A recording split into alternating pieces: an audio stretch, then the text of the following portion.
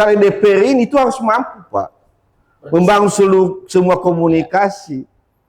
Dan ini yang paling penting menurut saya. Karena sekali lagi, kalau semua ini tidak bisa duduk bersama, minimal itu tadi, jangan dulu membawa baju partai, tapi merasa sesama ononia. Nah, kelemahan kita, yaitu ononia sebenarnya, kita tidak bermain berkompetisi di daratan. Kenapa dari daratan itu bisa masuk kemari? Walaupun suaranya minor.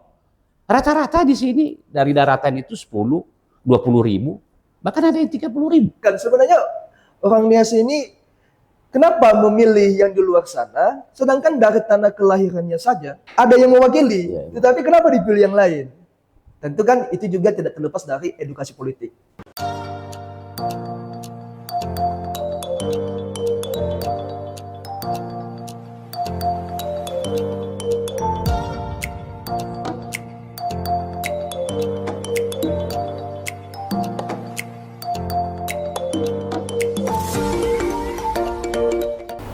Ya, selamat pagi pemirsa, kembali bersama kami lagi dalam acara One Man Show. Kali ini kita kembali merefleksikan hasil pemilu 2024, berbicara tentang Kepulauan Nias. Melihat Kepulauan Nias merupakan salah satu bagian dari proses demokrasi di tahun 2024 ini, bahkan harapan Nias, bagaimana juga daerah yang dikategorikan sebagai daerah 3T ini bisa duduk dan mewakili masyarakat Kepulauan ini di Senayan. Namun akhir-akhir ini banyak perbincangan, bahkan keresahan masyarakat Nias akan kondisi keterwakilan Ononia di Senayan. Untuk itu, pagi ini kita akan kembali berdiskusi dengan beberapa narasumber saya. Yang pertama yaitu dari KPUD Kota Gunung Sitoli, yaitu Ketua KPUD Kota Gunung Sitoli, Bung Kardinal Mendrova. Selamat pagi, Selamat pagi, Bang. Yang kedua, di sini juga kita menghadirkan salah seorang pengamat politik, yaitu Bang Yunius Jebua. Selamat pagi, Bang. Selamat pagi. Dan terakhir di sebelah saya, di sini kami hadirkan salah seorang politisi muda kita, yaitu Wakil Ketua DPRD Kota Gunung Sitoli, Bung Immanuel Zilibu. Selamat pagi. Ya, ini sedikit ada sebuah refleksi, sekaligus juga keresahan bagi masyarakat kita Ononia, di mana sepanjang pemilu dalam proses adanya keterwakilan masyarakat kita untuk bisa menyuarakan aspirasi. Bahkan kita melihat sampai saat ini Nias yang sangat jauh dari perhatian pusat. Di belakangan dalam beberapa bulan terakhir, bahkan tahun terakhir ini, infrastruktur jalan kita yang sangat memprihatinkan. Ini juga merupakan sebuah simbol bahwa memang kita sulit untuk bisa menyampaikan apa yang menjadi hak kita di pusat sana. Sehingga pusat akan memberikan perhatian yang lebih untuk kemajuan dan kesejahteraan di sini. Terkait dengan ini, maka mungkin kami pertama berbicara seperti apa sebenarnya pemilu kali ini. Mungkin dari KPUD nanti bisa menjelaskan. Dari sisi DPT kita sendiri, apakah ini memungkinkan keterwakilan Ononia ini menjamin bahwa dari sekian banyak, ada berapa caleg-caleg kita kemarin dari Ononia ini yang muncul pada pemilu 2024, dan seperti apa peluang mereka untuk bisa meraih kursi, untuk bisa mewakili kita di pusat sana. Mungkin untuk pertama, Bung Kardinal, ini bisa disampaikan seperti apa kira-kira? Baik, terima kasih, Bang. Jadi terkait dengan apa yang telah Abang paparkan tadi di awal, memang kalau kita melihat DPT khususnya di Gunung Sitoli yang menggunakan hak pilih, kalau kita bicara DPT 92.994 untuk Gunung Sitoli saja, yang menggunakan hak pilih sekitar 72.530.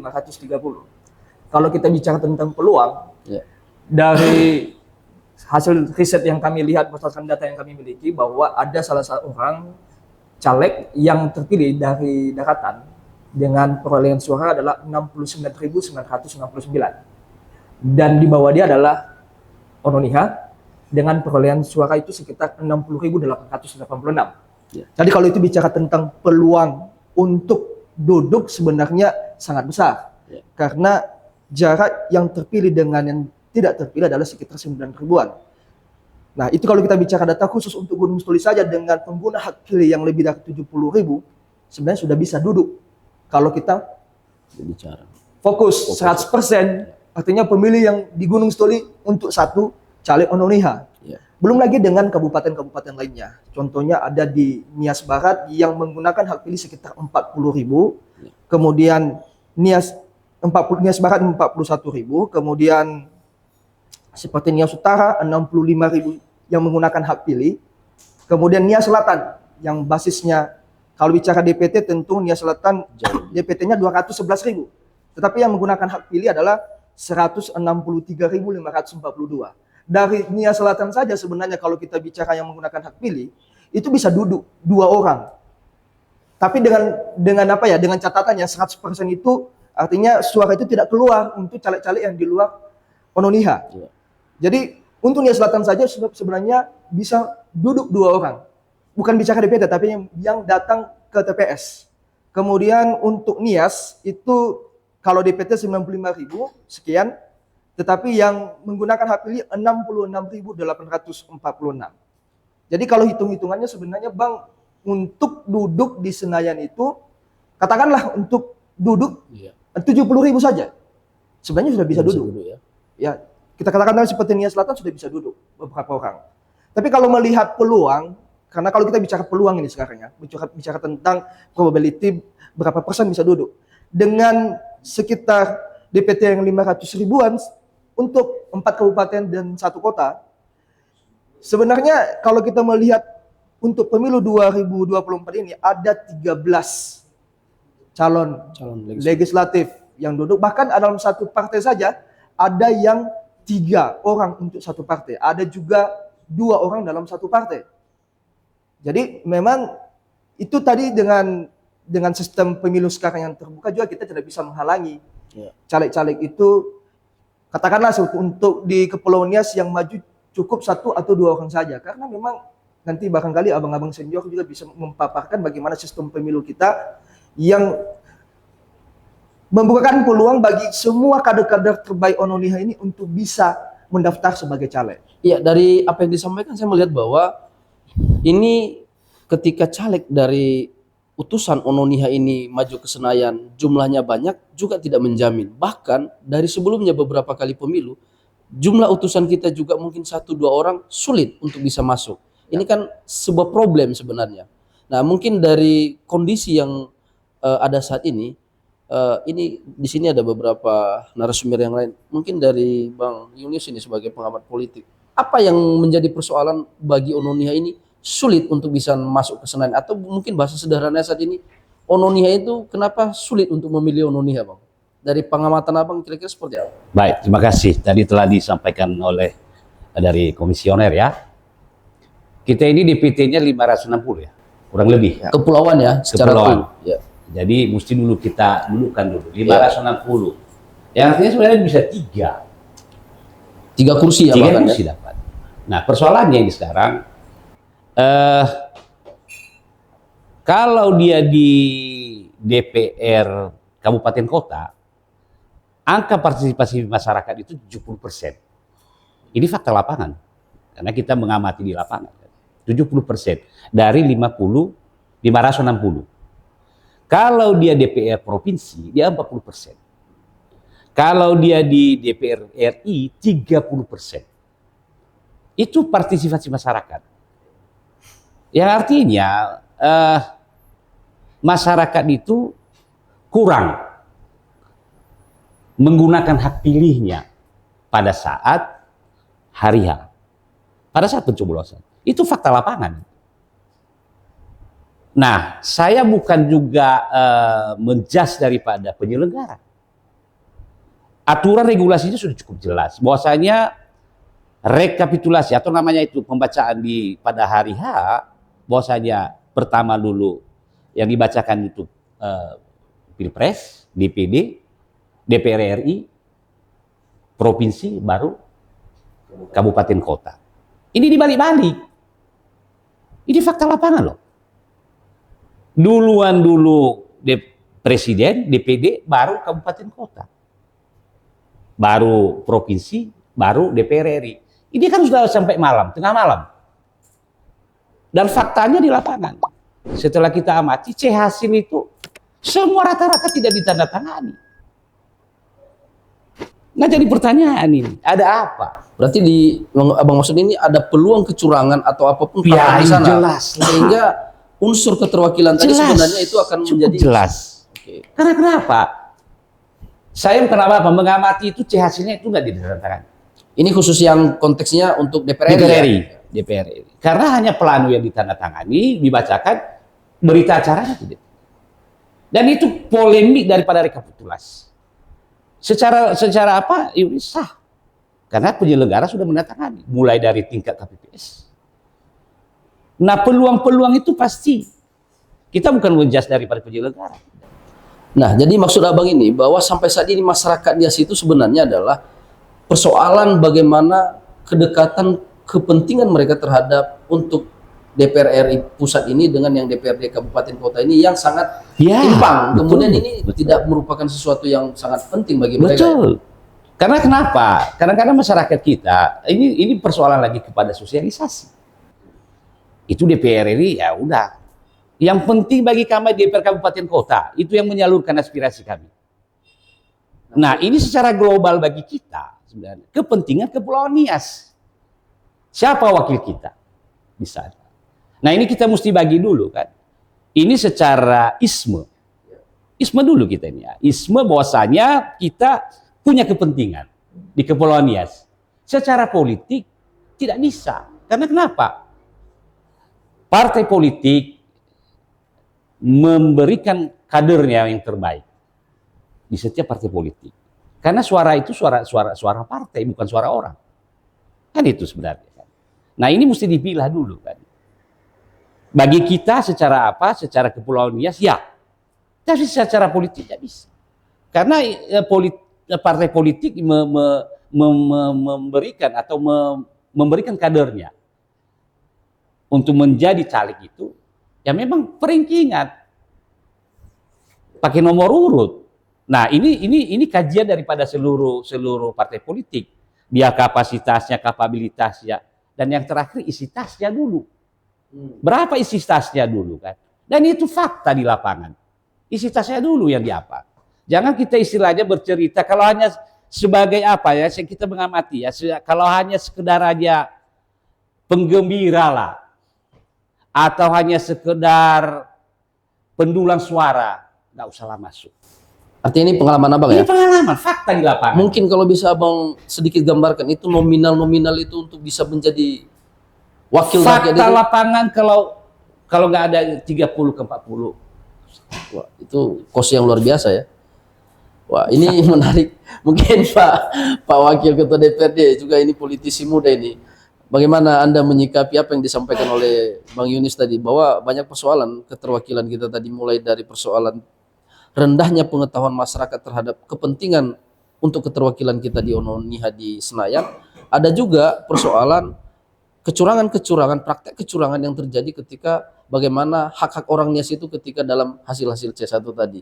Nah, sebagai salah seorang politisi dan dari sisi partai, Anda melihat seperti apa ini kondisi ini? Baik, terima kasih. Tentu pertama kita dulu mengucapkan apresiasi ya segala tahapan dalam proses pemilu 2024 ini bisa berjalan sampai pemilu terakhir, baik dia di nasional maupun di tingkatan kabupaten kota dan provinsi, dan dengan situasi yang aman dan kondusif. Itu dulu yang pertama. Yang kedua, tentu kita juga sebagai masyarakat yang ada di kepulauan ini, khususnya di Kota Gunung Stoli ini,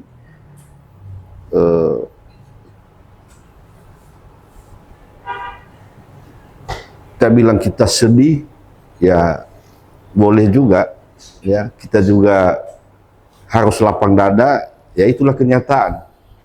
Kenapa? Karena memang sistem pemilu terbuka ini tidak boleh dijudge atau apalagi menyalahkan ya seluruh masyarakat, tokoh dan lain sebagainya, karena sekali lagi khususnya seperti di Sumur 2 ini 100 lebih caleg dari 18 partai politik ya, kali 100%, 11 berarti ya 100 lebih lah, punya kesempatan yang sama dalam hal meraih kursi di DPR RI dan DPD, demikian juga tingkatan di provinsi dan kabupaten kota ya, setiap kabupaten kota. Artinya kembali kepada pertama partai strateginya apa dan kedua kepada caleg kalau mau menang. Sekali lagi ini pemilu sistemnya sangat terbuka dan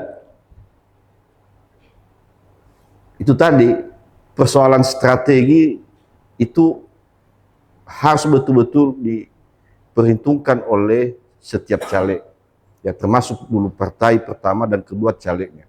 Apa yang disampaikan tadi oleh Pak Ketua KPU dan Pak Yunus itu betul semua kalau kita coba tarik benang merahnya persoalannya di mana. Nah, ini apa yang disampaikan tadi oleh Bung Warmil betul, itu sebenarnya kalau saya ini refleksi kita, kenapa sih setiap pemilu 5 kali dalam setahun ini kita ini selalu gagal untuk mengutus keterwakilan kita di Kepulauan Nias ini. Ini sebenarnya bukan sebuah kerugian kita di Kepulauan Nias ini, karena secara politik sekali lagi kalau tidak ada keterwakilan kita, ya kita ini di Kepulauan Nias ini untuk bisa menyuarakan kepentingan Kepulauan Nias ini, kita jangan berharap ya selain daripada orang Nias itu sendiri. Ya, bukan saya terlalu primordial mengatakan bahwa kalau ada orang Nias bisa memastikan Nias ini akan maju, tidak. Tetapi minimal ya ada keterwakilan dari Sumur 2 ini. Memang kita bersyukur ya, 2 orang Nias tidak di Dapil Sumur 2 ini. Ya, yang pertama Pak Menteri Menkumham dari Sumur 1 dan Bang Marinus Kia dari Banten 2 kalau saya tidak salah. Ada 2 orang Nias, tetapi kan ini bukan keterwakilan dari Sumur 2-nya di Kepulauan Nias ini. Nah, ini sekali lagi menjadi sebuah renungan kita dan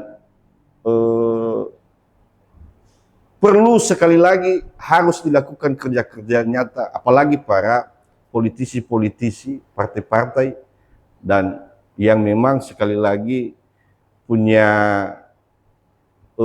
keseriusan untuk mewakili Kepulauan Nias ini, khususnya di Sumur 2 ya. Kalau sekarang tidak mungkin lagi, tapi 5 tahun ke depan. Ya. Nah, sekali lagi saya sudah menyampaikan tadi bahwa ini pemilu sistem terbuka. Siapapun boleh menang. Kan? Dan tidak ada strategi baku dalam memenangkan pertarungan ini. Tidak ada. Tidak ada jaminan orang banyak uang bisa dulu, tidak. Ya. Tetapi apalagi kalau tidak punya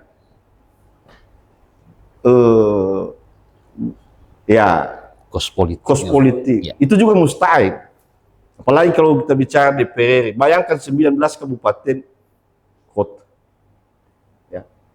Artinya ini semua harus bisa diperhitungkan secara matang-matang. Nah, kedua, khususnya di kepulauan ini sekali lagi sebuah kerugian besar kepada kita. Kan? Apa yang disampaikan oleh Ketua KPU tadi 500 lebih DPT se-kepulauan ini. Tapi satu pun tidak ada yang bisa mewakili kita dari caleg yang 13 orang ini untuk maju di DPR. Kalau saya ditanya secara pribadi kan pandangan kita ini beda-beda. Tetapi sekali lagi secara umum kita bisa melihatnya kenapa itu bisa terjadi. Ada beberapa faktor seperti yang disampaikan tadi. Kan ada yang memang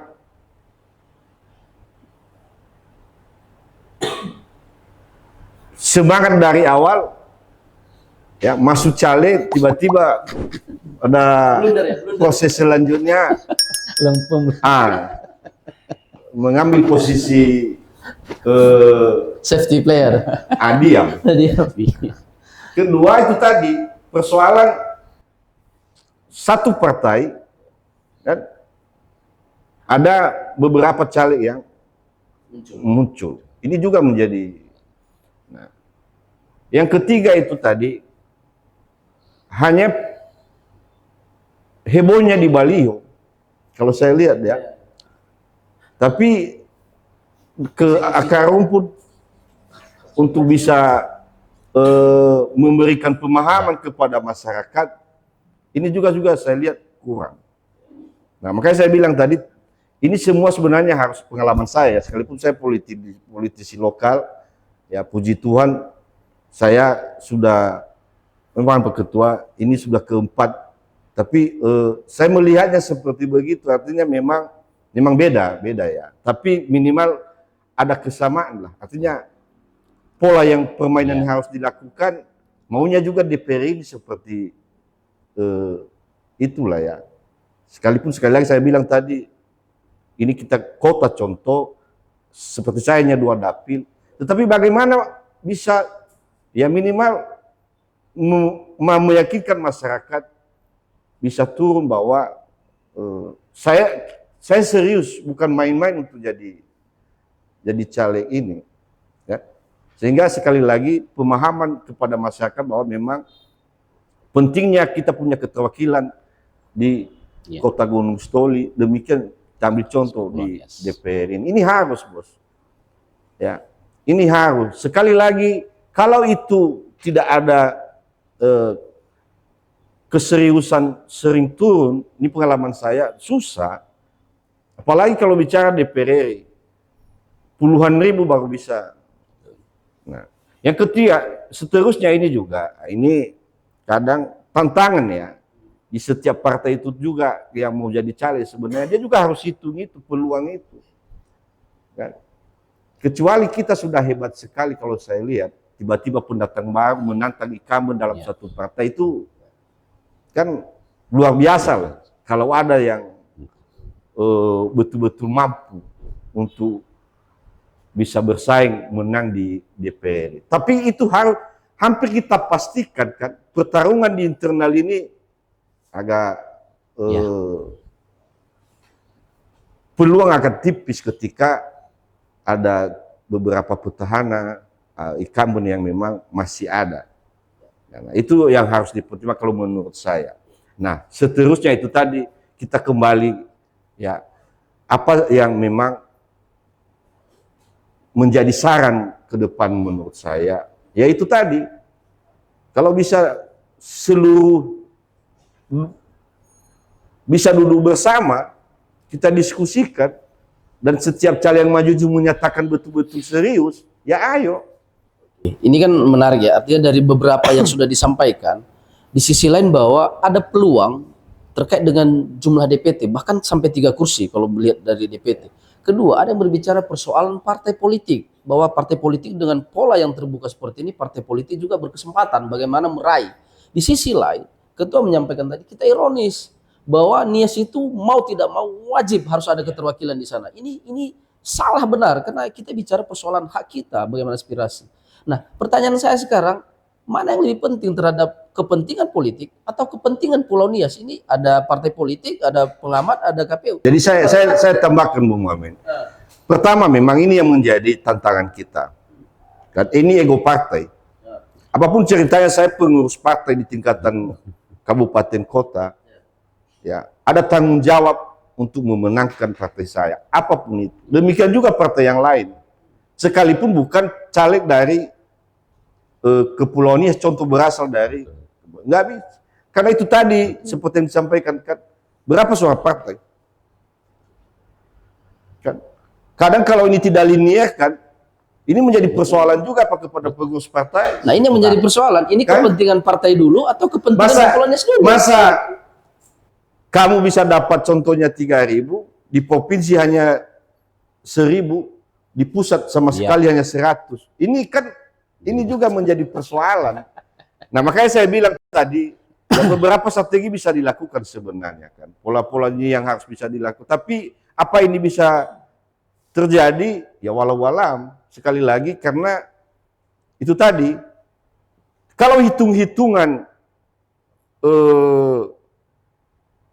jumlah DPT yang ada, kan, dengan jumlah yang caleg yang memang mendaftar, ya maunya kita itu tadi yang saya sampaikan, kita fokus saja siapa contoh. Ini contoh ya, yang memang betul-betul serius. Nah, seperti yang saya sampaikan tadi, seluruh fasilitas juga memungkinkan kan. Karena omong kosong kita bermain kosong atau tanpa dana yang mendukung dalam. Ya. Berarti dalam kondisi ini sebenarnya orangnya sini dihadapkan dalam dua hal yang sangat sama sekali dia tidak bisa mengambil sikap. Itu tadi persoalan kepentingan politik atau persoalan kepentingan pulau. Mungkin dari Bang Yuni sebagai pengamat ini, beliau tadi mengatakan bahwa dia prioritas persoalan partai. Jadi sebenarnya begini, kita bedakan dulu ya kepentingan daripada kita Ononiha dan partai politik.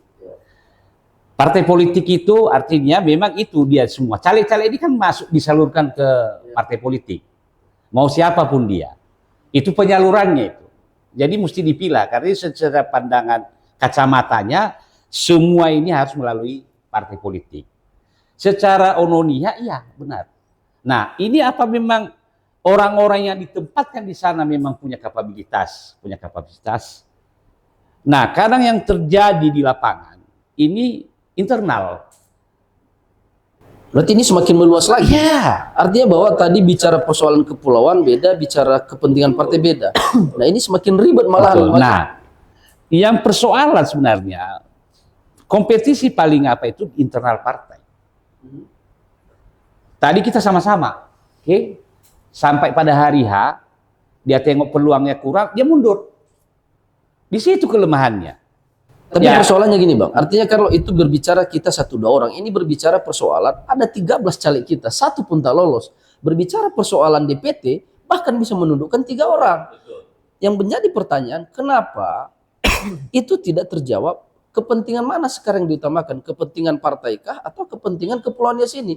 Di sisi mana orang-orangnya sini berada sekarang? Ini kan masih abu-abu saya melihat. Ini coba ditanggapi coba. Jadi begini bos, ini saya melihatnya kalau saya bisa tambahkan nanti mungkin bisa ditambahkan oleh teman-teman. Pertama itu tadi sebenarnya seluruh caleg khususnya dari kepulauan ini sebenarnya harus betul-betul turun mensosialisasikan Iya. pentingnya kita harus menang dan punya Menyatu lagi. keterwakilan di kepulauan. Itu penting. Ya. Kalau sekali lagi ini tidak tuntas dan terjadi seperti pengalaman-pengalaman pemilu sebelumnya ini, kan sekali lagi ini pemilu sistemnya terbuka. Nggak boleh kita mengklaim sekalipun putra daerah bahwa semua itu suara bisa saya dapatkan pas segala macam. Nggak bisa. Kan? Itu tadi yang saya bilang, ya harus betul-betul punya strategi yang memang betul-betul mantap, ya, dan seluruh pemangku kepentingan ini harus bisa dibangun komunikasi, ada rasa ya persatuan seperti yang disampaikan tadi. Kita jangan melihat, kalau kita melihat partainya, tetapi kita melihat kepulauan niasnya kan. Berarti ini masih penting tidak persatuan orang Nias ini, kekompakan ini dari sisi politik ya? Ini kepentingan politik kita. Caranya gimana ini sekarang? Ya, saya kira kita bisa duduk bersama.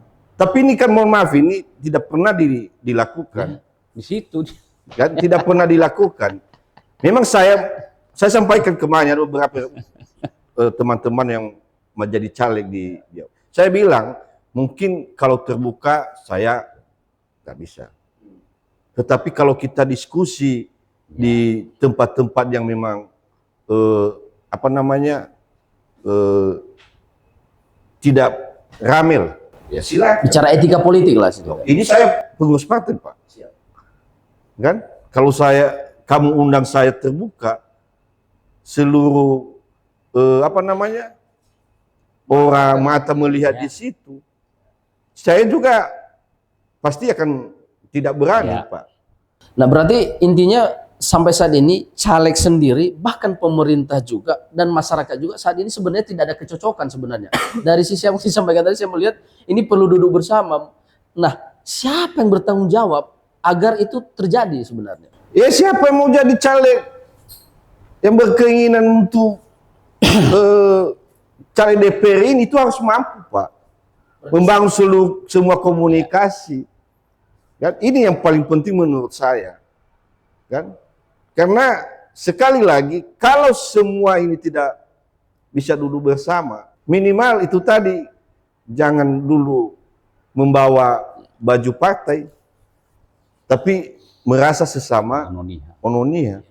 Kalau itu yang dikedepankan, mudah-mudahan lah bisa berhasil. Tetapi kalau ego dan mengatakan bahwa partai ini harus menang, karena ini juga harus dia apa segala macam. Berarti selama ini sebenarnya para caleg yang 13 orang ini selalu mengedepankan persoalan politik praktis dengan datang, sowan, memberikan sesuatu dan segala macamnya, bahwa mereka merasa bahwa sudah berbuat dan layak untuk dipilih. Sementara pemerintah juga tidak memahami siapa sebenarnya yang harus kita utus secara bersama, karena kita berada dari beberapa partai yang semestinya ini juga kita harus punya etika bagaimana menjaga kita berada di partai. Nah, itu yang saya bilang tadi, bos, ini politik kan. Ya. Dan tidak boleh disalahkan pemerintah, nggak bisa. Seluruh masyarakat bisa disalahkan. Karena itu tadi saya bilang, di politik ini tidak ada strategi yang ini persoalan komunikasi, membangun komunikasi, meyakinkan masyarakat pentingnya kita punya keterwakilan di DPR itu. Nah, saya menarik ini. Artinya semestinya caleg-caleg yang 13 ini kemarin, caranya bagaimana mereka agar mereka diterima masyarakat, dan itu akan menjadi sebuah kekuatan, bahkan juga ada kebersamaan tadi oleh pemerintah dan yang unsur yang lain. Enggak tahu juga strategi bapak-bapak itu seperti apa. yang jelas mereka. Jadi ini 13 ya, 13 daripada caleg lah ya. Mungkin kalau kita amati di lapangan itu ada 4 lah ya, 5 lah paling, 5-6 lah paling yang berkompetisi sangat apa. Sisanya itu enggak. Tetapi jangan salah, dari sisanya yang tidak aktif ini tergerus suara. Berarti masalah kekompakan lagi nih, karena memang kekompakan. Artinya tadinya hanya ya mengisi daripada kuota, tapi tidak bergerak. Dari awal sudah kita perhatikan nih, bahwasanya tadi prediksi kita itu ada 2. Sebelum pemilu prediksinya rupanya ini nanti yang bermain ini, pasti dia bermain. Tapi meleset semua kan. Ada 2.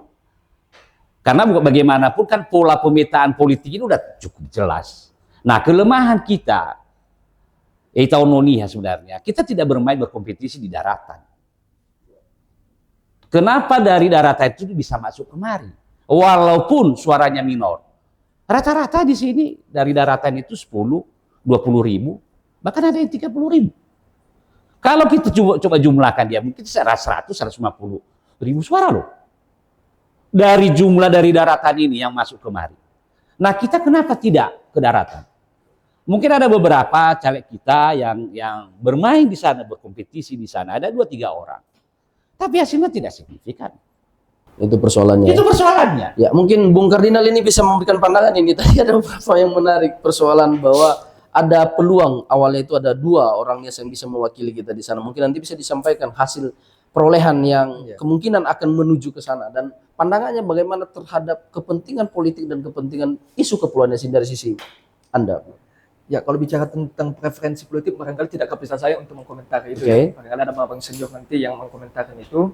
Bagaimana analisis, bagaimana sehingga nanti masyarakatnya itu memilih caleg Ononia itu, barangkali abang-abang yang senior sudah melihat fakta di lapangan. Tapi kalau kita bicara tentang partisipasi masyarakat, tadi saya sedikit koreksi datanya Bang. Untuk Gunung Stoli saja, itu tingkat partisipasi kita itu ada di angka 78,04% untuk DPR RI. Yang rendah itu adalah di DPRD Provinsi 77,97, DPRD Kota 77,79. Artinya memang kalau kita lihat partisipasi, kalau di Gunung Stoli saja sebenarnya sudah cukup baik ya. Sekalipun itu masih di bawah rata-rata nasional 79,5%. Tapi ada satu fakta yang menarik yang kami lihat di satu perolehan dari suatu partai politik, di mana ada salah satu caleg Ononia yang kampung halamannya di salah satu kabupaten, kami nggak usah sebut kabupaten mana, dia mendapatkan perolehan suara itu di kabupaten itu adalah sekitar 8.900. Tetapi di daerah kelahirannya saja, ada juga salah satu caleg di partai yang sama yang perolehan suaranya itu 15.900. Itu fakta. Artinya caleg Ononiha saja, ini nanti kesimpulan mungkin Bang Yunius yang bisa kasih kesimpulan itu ya. Iya. Artinya hampir 2 kali lipat perolehan suara dari caleg yang berasal dari di luar Pulau Nias. Itu fakta satu. Artinya mungkin nanti Bang Yunius yang bisa menyimpulkan sebenarnya orang Nias ini kenapa memilih yang di luar sana, sedangkan dari tanah kelahirannya saja ada yang mewakili, tetapi kenapa dipilih yang lain? Tentu kan itu juga tidak terlepas dari edukasi politik. Ya sama-sama, kalau edukasi politik kan KPU juga berperan aktif untuk sosialisasi, karena kita juga tetap melakukan sosialisasi, tapi bukan sosialisasi untuk memilih caleg Ononiha, tapi sosialisasi adalah bagaimana supaya kita meningkatkan partisipasi masyarakat. Nah, untuk memilih caleg Ononiha adalah itu lebih kepada pegiat politik, kemudian caleg itu sendiri bagaimana dia meyakinkan konstituen itu untuk memilih dia. Jadi itu fakta Bang yang saya melihat bahwa itu satu anomali ya, ironi juga kalau dibilang Bang Immanuel itu ironi. Masa kita dipilih yang di luar, bahkan nggak masalah kalau sedikit. Tapi ini sangat signifikan sampai belasan ribu, itu satu. Kemudian ada juga yang dalam satu basis ini kita, karena tadi Bang Immanuel bicara tentang persaingan sebenarnya di internal partai ya. Ada juga satu partai lain yang juga kalah juga di salah satu kabupaten. Memang tidak di tanah kelahirannya, enggak di kota atau kabupaten dia berdomisili, tetapi di kabupaten lain, tapi masih dalam skop Kepulauan Nias. Jadi internal partai saja bisa menang di salah satu kabupaten kota atau tanah kelahiran dia. Itu di faktanya Bang. Jadi memang ya itulah fakta di lapangan. Tapi kalau bicara tadi tentang kecurangan-kecurangan, kalau kami sisi penyelenggara, kami melihat sejauh ini juga berdasarkan hasil rekapitulasi yang telah kami laksanakan di tingkat kecamatan, di tingkat kota, bahkan di provinsi yang minggu lalu kami telah laksanakan, dan juga tanggal 20 kemarin secara nasional sudah ditetapkan. Untuk persoalan-persoalan secara masif itu semua sudah terbantahkan, baik itu di rekap kecamatan, rekap kota, rekap provinsi, dan rekap nasional. Ya, tapi secara KPU dengan tidak adanya keterwakilan Ononiha di sana, ini merugikan kita tidak? Kalau secara pribadi ya, bukan secara kalau kelembagaan. secara pribadi tentu kita berharap ya, tentu kita berharap harus ada keterwakilan, karena kan kalau bicara sumur 2 itu kan ada 10 ya, 10. Ya setidaknya kita berharap jangankan 31 lah, kita berharap ada 1. Karena juga bagaimanapun juga kita berharap ada pos-pos, contohnya kalau kami di KPU Komisi 2, tentu kita berharap sebenarnya di situ, di Komisi 2. Kenapa? Ada juga kegiatan-kegiatan Komisi 2, contohnya untuk peningkatan partisipasi masyarakat.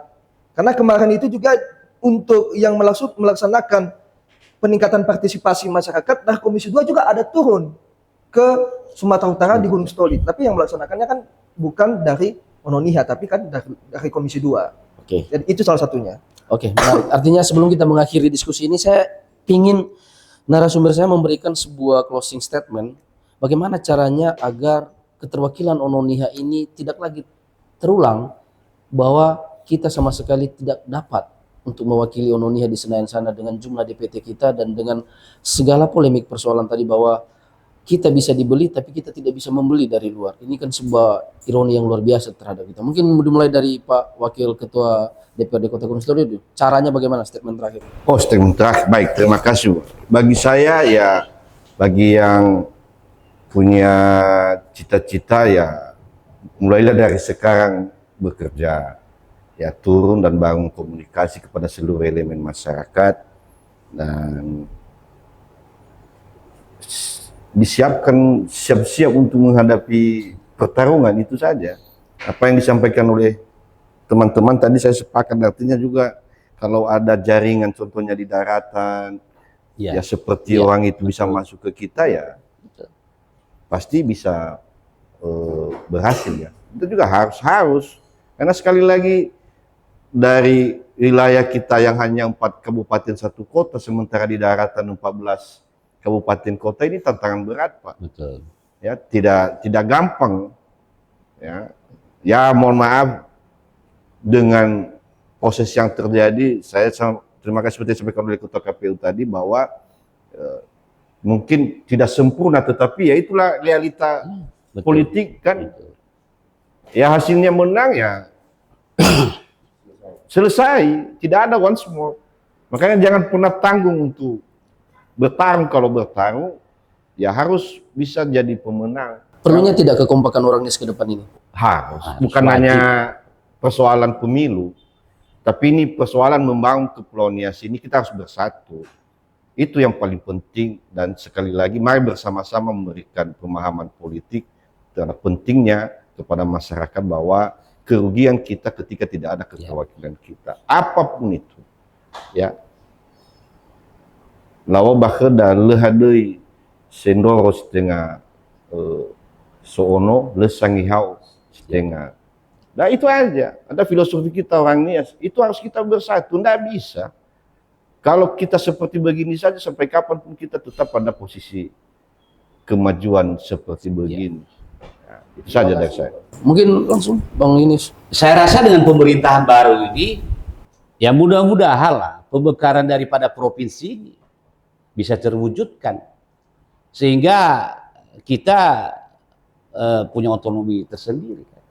Artinya Kepulauan Nias ini punya legislatif tersendiri. Itu aja harapan kami. Ya, artinya dia harus memang menjadi sebuah provinsi agar itu tadi plotting untuk bagaimana kita bisa dapat hak itu ya. Oke, mungkin Bung Kardinal yang terakhir. Kalau kami dari sisi penyelenggara sebenarnya siapapun yang pemenangnya mau dari Kepulauan Nias atau intinya karena sebenarnya sumut 2 ya, 19 kabupaten kota, terutama yang akhirnya nanti duduk di Senayan, kita berharap apalagi ya yang terpilih nanti yang ke-10 tentu juga ada beberapa yang meraih suara itu sangat signifikan di Kepulauan Nias. Baik itu di Gunung Stoli, Nias Barat, Nias Utara, Nias, terlebih-lebih Nias Selatan, tentu juga tetap membawa aspirasi kita dari Kepulauan Nias. Itu yang kita harapkan sebenarnya. Karena itu sebenarnya output dari ini adalah bagaimana kita membawa aspirasi dari konstituen-konstituen tadi. Jadi tidak terlepas lagi dari Kepulauan Nias. Karena memang itu faktanya sekarang kalau kita lihat rekapitulasi bahwa memang tidak ada keterwakilan kita. Tapi kan tentu kita masih berharap. Apalagi kan akar-akar rumput di masing-masing kabupaten kota bagi Bapak Ibu caleg yang terpilih tentu juga punya akar rumput tersendiri yang tentunya juga aspirasi tadi itu bisa dibawa ke Senayan. Jadi kita tetap percaya, optimis kalau saya pribadi ya, karena kami sebagai penyelenggara tentu kami tidak membeda-bedakan yang mana ononia, yang mana bukan ononia. Intinya adalah bagaimana supaya aspirasi kita di Kepulauan Nias ini tetap bisa terbawa, karena bagaimanapun juga kita juga telah menyumbang ya, menyumbang keterwakilan sehingga Bapak Ibu itu bisa duduk. Bahkan ada salah satu kabupaten kota itu penentunya adalah di Kepulauan Nias. Tanpa suara Kepulauan Nias, Bapak Ibu yang mungkin duduk di Senayan itu juga tidak akan duduk. Karena perolehan suara itu tipis-tipis, ada yang tipisnya 9.000 saja. Karena kalau kita lihat itu kan ada yang 60.000 ononia dan ada 69.000. Nah 9.000 itu saja selisihnya sebenarnya ada di salah satu kabupaten saja di Kepulauan Nias itu.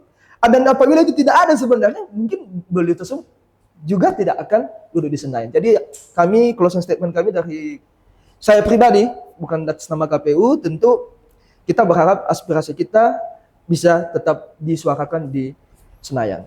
Oke, terima kasih para narasumber kami bahwa ingat bicara kesejahteraan kota ini, maka jangan alergi bicara politik. Ononia wajib punya keterwakilan untuk di Senayan. Selama ini Nias sudah cukup terbelakang, tertinggal, bahkan termiskin. Maka untuk itu jangan kita harus berpencar, tapi ada beberapa catatan yang disampaikan oleh narasumber kami tadi bahwa perlunya kekompakan orang Nias, karena kepentingan Kepulauan Nias lebih penting dari kepentingan partai politik. Karena partai politik adalah merupakan saluran bagaimana kita mendapatkan kepentingan atau aspirasi kita di Republik ini. Tentu kami berharap apa yang menjadi ironi kita saat ini, dari sekian pemilu, orang Nias keterwakilan ononia di Senayan sangat minim dengan modal dan potensi kita bahwa DPT kita ada 500 lebih. Dengan DPT itu setidaknya kita bisa duduk sampai 3 kursi. Tapi sampai saat ini sama sekali tidak ada. Bahwa semua sama mendapatkan hak. Tetapi berbicara keterwakilan suara ononia itu juga wajib untuk disuarakan. Tetap ikuti kami dalam program One Man Show. Ikuti kami dalam episode selanjutnya. Ya Ahobu. Selamat pagi. Mereka.